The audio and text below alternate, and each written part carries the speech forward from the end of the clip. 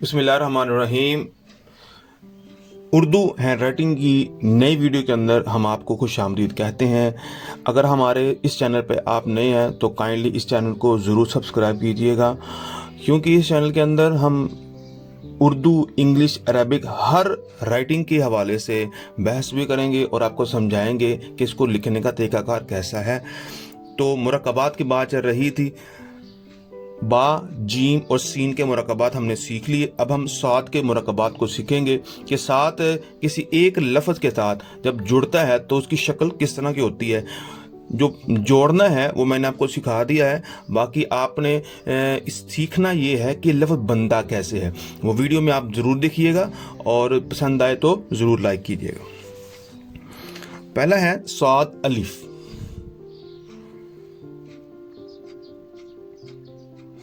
صاد جو ہے یہ اس سے تھوڑا سا اٹھا ہوا ہوتا ہے، اس کو تھوڑا سا آپ نے اٹھا ہوا بنانا ہے۔ یہ تھوڑا سا یعنی کہ بہت سے بچے، زیادہ تر بچے کیا کرتے ہیں، اس کو گلائی کی شکل بنا دیتے ہیں، تو یہ بیٹا گلائی نہیں ہوتی بلکہ تھوڑا سا لمبا ہوتا ہے۔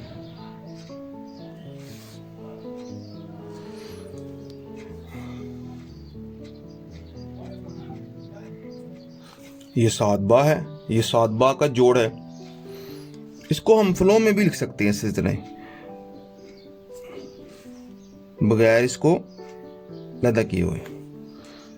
صاد، جیم، ہا اور یا خا۔ اب یہ دیکھیں، یہ صاد با میں نے نیچے لکھا، اب صاد جو ہے وہ اس کو اوپر لے گئے ہیں جیم یا ہا کے ساتھ جوڑنے کے لیے۔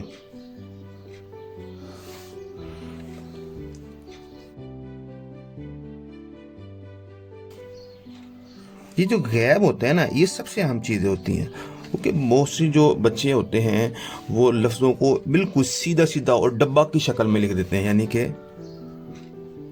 اس شکل میں لکھ دیتے ہیں، تو یہ انتہائی غلط لفظ ہیں۔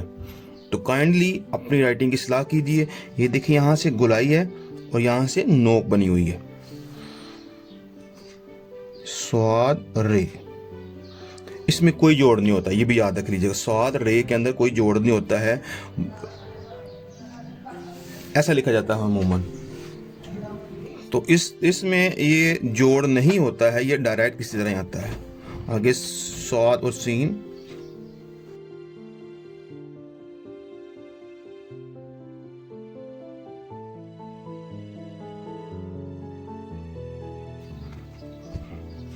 صاد عین،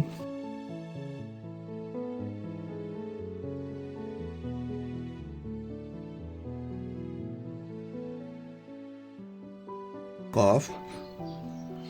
تو یہ دیکھیے صاد فا لائن کے کتنا، صاد کا جو یہ صاد ہے یہ لائن کے کتنا قریب ہے، اور قاف کے ساتھ جب ملے گا یہ اوپر ہو جائے گا۔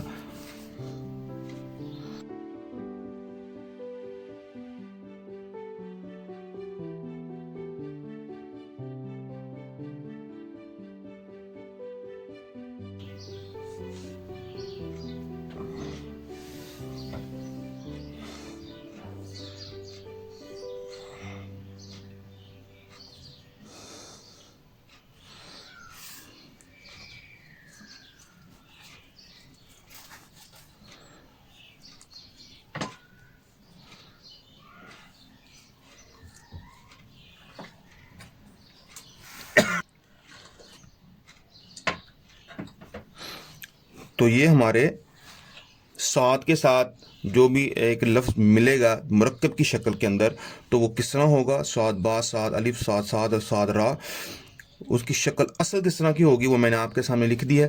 آپ اس کی بھرپور پریکٹس کیجئے، جتنی زیادہ پریکٹس کریں گے اتنی زیادہ آپ کی لکھائی کے اندر نکھار آئے گا اور خوبصورتی پر خوبصورت بنے گی،